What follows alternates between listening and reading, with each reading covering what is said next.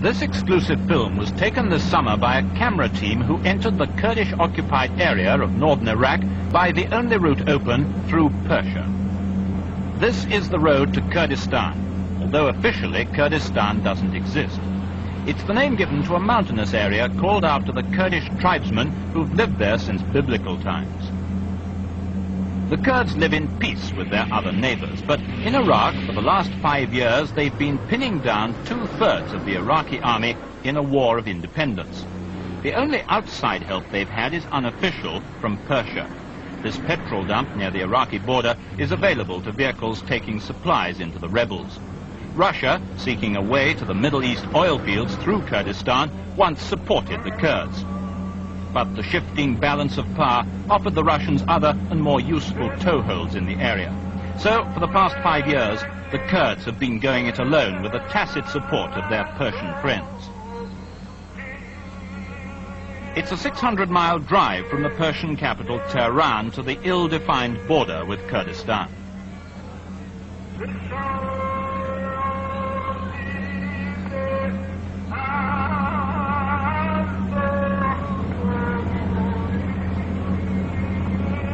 The last 100 miles before the frontier are part of a military zone under constant patrol by the Persian army.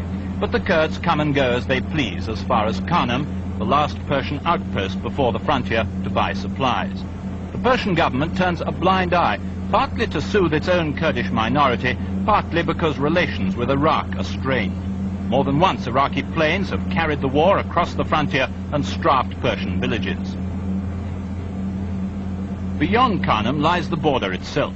The watchtower overlooks the no-man's land between Persia and Kurdish-held Iraq. But there was a careful show of indifference to the film unit going in. No questions were asked, and just inside no-man's land, in full view of the Persian guards, a Kurdish jeep arrived to guarantee the camera's safe conduct to the battle zone. With the change of vehicles, a new guide. The local Kurdish commander had been alerted and had sent back a patrol to act as chauffeur and reception committee.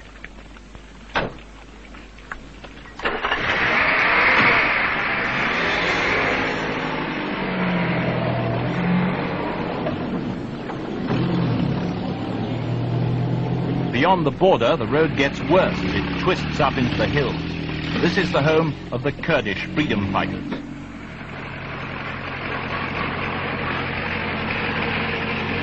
Their enemy, the Iraqi regulars, have their main garrison at Ruandus. That's about 30 miles from the Kurdish stronghold at Galala, the first Kurdish refueling point.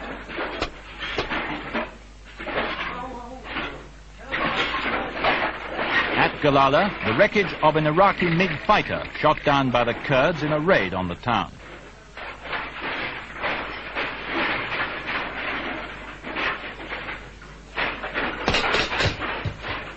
Among the buildings destroyed during the air attacks at Galala were the school and the mosque.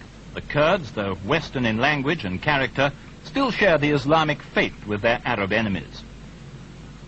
For the past 6 years, Galala has been on constant alert for the daily whine of Iraqi jets overhead. It's the main supply center for the Kurdish warriors, or Peshmergas as they call themselves. The name means those who are prepared to die, and hundreds of them have died for what they now call the liberated area of Kurdistan.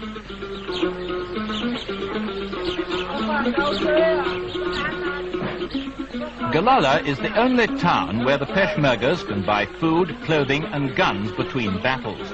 Ironically, they pay in Iraqi dinars, because although the Kurds claim all the trappings of a separate state, an army, a parliament and people's courts, they haven't got their own currency.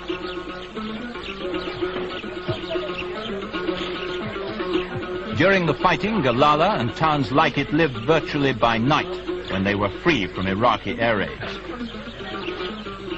By night, the army-controlled administration kept the civil services going. The army courts met to settle civil disputes. The Kurds have a strict moral code. A bride found to have lost her virginity before marriage can be shot. In this nocturnal court, though, a less dramatic domestic issue is being decided. The woman is seeking a divorce on the grounds that her husband beats her. Here he is. The judge in the case is a Peshmerga who left his family and legal practice in Baghdad 3 years ago to join the freedom fighters.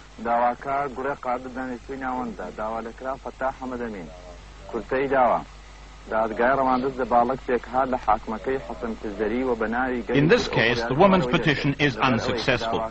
The judge refuses to believe her complaints and dismisses the case. The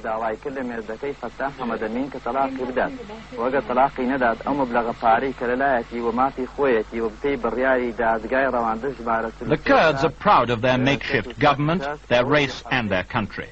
They've held sway in the mountains since 2000 BC. And claim to be descendants of the Medes of the Old Testament. They've been invaded, conquered, forced to migrate, but have never submitted to outside rule for long. Their objection to being a minority race inside Iraq is that they stand to lose their autonomy, their language, and their pride. If they're to be part of Iraq, they demand full participation in the government and the army.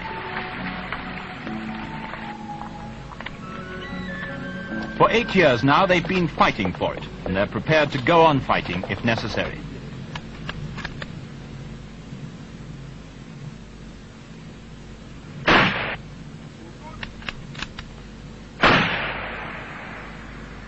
The Kurds are undisputed masters of the mountains, where the Iraqi tanks can't reach them. They're skilled guerrilla fighters. They can slip unseen amongst the rocks, and their outposts give them a bird's-eye view of any Iraqi troop movements in the valley below, and allow them to dominate the road.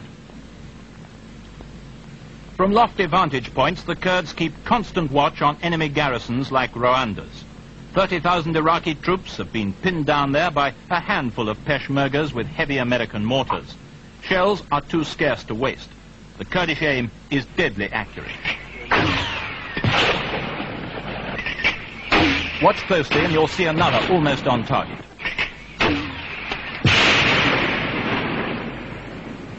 In one pitched battle earlier this summer, the Kurds claimed to have routed 15,000 troops from Rwanda's and to have killed 1,000 men for the loss of only 50 on their side. But usually the Kurds prefer hit-and-run raids. Before the enemy can return the fire, the tribesmen are back under cover, snatching a meager meal of cheese, fat bread, goat's milk, thin soup and tea. Nightfall, but no time to rest. Another patrol faces some of the 25,000 men of the Kurdish force.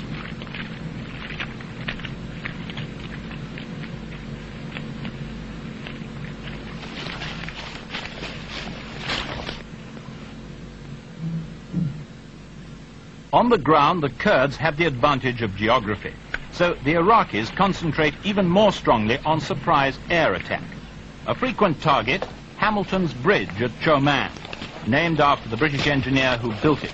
The Kurds, anticipating one air raid on the bridge, sent 3 Peshmergas up the mountain with checked machine guns.